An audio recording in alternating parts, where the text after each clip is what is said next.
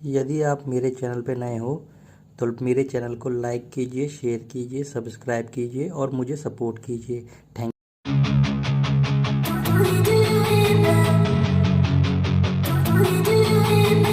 हस्तमैथुन एक नॉर्मल चीज है, जवानी में नहीं करेंगे तो कब करेंगे? ये बातें आपने जरूर सुनी होगी। अगर नहीं सुनी है तो जवानी में कदम रखते ही सुनोगे। हस्तमैथुन की असली सच्चाई क्या है और ये आपकी लाइफ को कैसे चेंज करता है, ये मैं आज की कहानी के जरिए बताने वाला हूँ। तो जिन लोगों को हस्तमैथुन सही लगता है वो तो आज की कहानी से दूर ही रहे, क्योंकि ये कहानी सुनने के बाद आपको अफसोस जरूर होगा। सन 2010 की बात है। समीर और ऋषि नाम के दो दोस्त थे। दोनों एक ही स्कूल में पढ़ते थे और खेल कूद और मस्ती के अलावा उन्हें कुछ पता ही नहीं था। पर उनका सामना बहुत जल्द एडल्ट चीजों से होने वाला था। समीर अभी छोटा बच्चा था और उसे बुरी आदतें ना लगे इसलिए उसके पापा ने उसे अब तक मोबाइल नहीं दिलाया था। लेकिन समीर का बड़ा भाई विक्की कॉलेज में था और उसके पास एक स्मार्टफोन था। एक दिन विक्की को उसके बर्थडे पे नया फोन मिल गया और फिर उसने अपना पुराना फोन डेस्क वाले ड्रॉवर में रख दिया। और फिर कुछ दिनों बाद जब घर पे कोई नहीं था तब समीर ने गेम खेलने के लिए विक्की का पुराना फोन ड्रॉवर से निकाल लिया। समीर ने किसी तरह फोन चालू कर लिया पर उसे फंक्शन समझ में नहीं आ रहे थे, इसलिए वो फोन की गैलरी में चला गया और वहाँ उसे पोर्न एक्ट्रेस की काफी सारी न्यूड फोटोज मिली। दूसरे दिन समीर वही फोन स्कूल ले गया और ये फोटो उसने ऋषि को भी दिखाए। फिर धीरे धीरे सेक्स की ओर उनका मन अट्रैक्ट होने लगा और एक दिन समीर ने घर पे हस्तमैथुन कर लिया। ये एक्सपीरियंस जब उसने ऋषि को बताया तो उसे भी रहा नहीं गया और फिर ऋषि ने भी कहीं से पोर्न फिल्म का इंतजाम किया और लाइफ में पहली बार मास्टरबेट किया। 2 साल तक दोनों की लाइफ ऐसी ही चलती रही। फिर जब दोनों कॉलेज में आए तो ऋषि आगे की पढ़ाई के लिए यूएस अमेरिका चला गया, जबकि समीर ने अपने शहर के कॉलेज में ही एडमिशन ले लिया। कॉलेज में आने के बाद पोर्न, सेक्स और मास्टरबेशन को लेके समीर का नॉलेज ऐसे बढ़ता गया जैसे इंस्टा पे गंदी पोस्ट डालने के बाद लड़कियों की फैन फॉलोइंग बढ़ने लगती है। धीरे धीरे वो अलग अलग तरह की पोर्न मूवीज का शौकीन हो गया। कॉलेज में आने के बाद उसके काफी सारे दोस्त जरूर बने पर वो सब भी पोर्न और मास्टरबेशन के गुरु घंटाल कहलाने के लायक थे। गलत संगत में पढ़ने के बाद अब समीर को ये भी पता चल गया कि इंटरनेट पे पोर्न वीडियोस कैसे सर्च करते हैं। अब धीरे धीरे समीर इस सब्जेक्ट में इतना गहरा चला गया था कि उसे कई बार तो मास्टरबेट करने के लिए कोई मूवी भी नहीं देखनी पड़ती थी। कॉलेज की किसी मैडम या फिर क्लासमेट को ही इमेजिन करके वो मास्टरबेट कर लेता और कई बार तो अपने दोस्त ऋषि को भी याद करता कि यूएस में है तो जरूर किसी गोरी लड़की के साथ मजे कर रहा होगा और यही सोच के कई बार वो मास्टरबेट कर लेता। कॉलेज खत्म होने के बाद अब उसका स्ट्रगलिंग पीरियड शुरू हो चुका था। अब उसे अपने लिए एक सही जॉब ढूंढनी थी पर उसकी डिग्री और पासिंग मार्क्स अच्छी जॉब के लिए इनफ नहीं थे। हालत इतनी खराब हो गई थी कि आखिर में उसे एक छोटी सी कंपनी में स्टोर इंचार्ज का काम कम सैलरी में भी करना पड़ा। जॉब तो उसे मिल गई लेकिन लाइफ की असली स्ट्रगल तो अब शुरू होने वाली थी। अपने स्कूल टाइम में समीर एक इंटेलिजेंट स्टूडेंट था लेकिन फिर धीरे धीरे उसका कॉन्फिडेंस लो होता गया। उसके मार्क्स कम आने लगे, उसका पढ़ाई से फोकस हटता गया। उसे लगा था कि शायद कॉलेज के बाद जॉब लगते ही सब ठीक हो जाएगा पर ऐसा नहीं हुआ। जॉब लगने के बाद उसकी प्रॉब्लम और भी बदतर हो गई। वो अपने काम में अक्सर छोटी छोटी गलतियां करता रहता था जिसकी वजह से पूरे दिन में काम करने के बाद भी उसका कभी प्रमोशन नहीं हुआ और इसलिए अपने वर्क एक्सपीरियंस को अपनी ढाल बना के वो ज्यादा सैलरी के चक्कर में एक के बाद एक जॉब बदलता गया। हालांकि फिर भी उसके सैलरी में कोई बहुत बड़ा फर्क नहीं आया। लेकिन एक दिन उसे मल्टीनेशनल कंपनी में जॉब मिल गई। पोस्ट कुछ खास नहीं थी पर करंट जॉब से थोड़ी ज्यादा सैलरी मिल रही थी, इसलिए उसने हाँ बोल दिया था। बस अब वो किसी तरह इस कंपनी में दिन काट रहा था ताकि एक बार फिर यहाँ से एक्सपीरियंस सर्टिफिकेट लेके वो किसी और बड़ी कंपनी में जा सके। फिर एक दिन वो ऑफिस में कुछ काम कर रहा था कि तभी नई मैनेजर उसकी डेस्क के पास आई और कहा कि ये काम बहुत इम्पोर्टेंट है, शाम तक कंप्लीट कर देना। एंड हर बार की तरह इस बार भी वो खूबसूरत लड़की को देख के एक्साइटेड हो गया। इस बार एक्साइटमेंट इतनी बढ़ गई थी कि वो सीधा ऑफिस के बाथरूम में गया और उस मैडम को याद करके मास्टरबेट किया। जब समीर वापिस अपने डेस्क पे पहुंचा तो वहाँ उसने अपने पुराने दोस्त ऋषि को देखा और समीर को इतना बड़ा झटका लगा मानो जैसे किसी ने उसके सर पे हथौड़े से वार किया हो, क्योंकि ऋषि काफी यंग दिख रहा था। ऋषि और समीर की उम्र में सिर्फ 1-2 महीने का फर्क था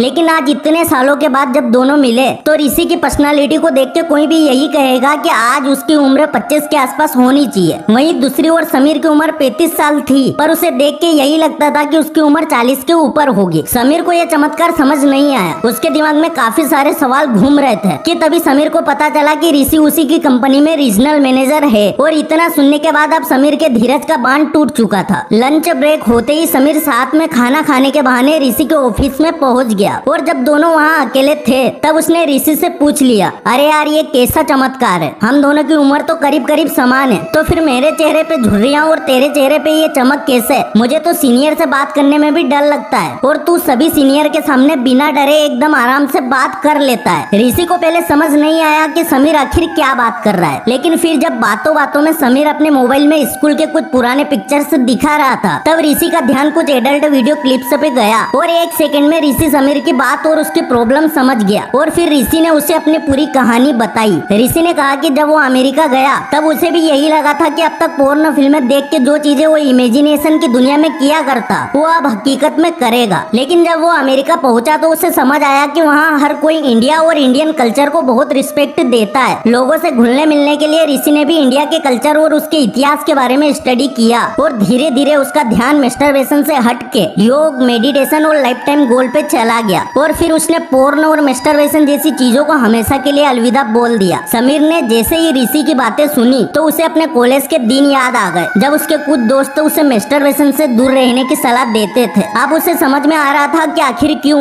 जो लड़का स्कूल में एक ब्रिलियंट स्टूडेंट था उसे कॉलेज में सिर्फ पासिंग मार्क लाने के लिए भी काफी स्ट्रगल करना पड़ता था। समीर अभी अपनी पास्ट लाइफ में खो गया था कि तभी उसे एक आवाज सुनाई देती है, अरे ऋषि आप यहाँ पे हो, मैं तो आपको कब से ढूंढ रही थी। समीर पीछे मुड़ के देखता है तो ये वही नई मैडम थी जिसे देख के आज सुबह वो एक्साइटेड हो गया था। उस मैडम को ऋषि के साथ ऐसे फ्रेंकली बात करते हुए देख के समीर को थोड़ा अजीब लगा, पर अपने लो कॉन्फिडेंस वाले नेचर की वजह से ऋषि से कुछ नहीं पूछ पाया। लेकिन तभी ऋषि ने सामने से उस लड़की से इंट्रोड्यूस करवाया। ऋषि ने कहा, काव्या ये है मेरा बचपन का दोस्त समीर। और इतना सुनने के बाद समीर के पैरों तले जमीन खिसक गई। दोस्तों ये तो सिर्फ एक कहानी थी, पर क्या आपको नहीं लगता कि ये कहानी आप में से कई लोगों की लाइफ से रिलेटेड है? आपने भी अपनी लाइफ में ऐसा कुछ कई बार एक्सपीरियंस किया है। अभी आपको डिसाइड करना है कि आप समीर की तरह अपनी जिंदगी बर्बाद करना चाहते हैं या फिर ऋषि की तरह सही वक्त पे अपनी लाइफ को पटरी पे लाना है। अगर आपको लगता है कि इस कहानी से आपकी लाइफ में थोड़ा सा बदलाव आया हो, अगर इस कहानी ने आपको थोड़ा सा भी मोटिवेट किया हो, तो प्लीज इस वीडियो को लाइक, शेयर और चैनल को सब्सक्राइब करना ना भूलें।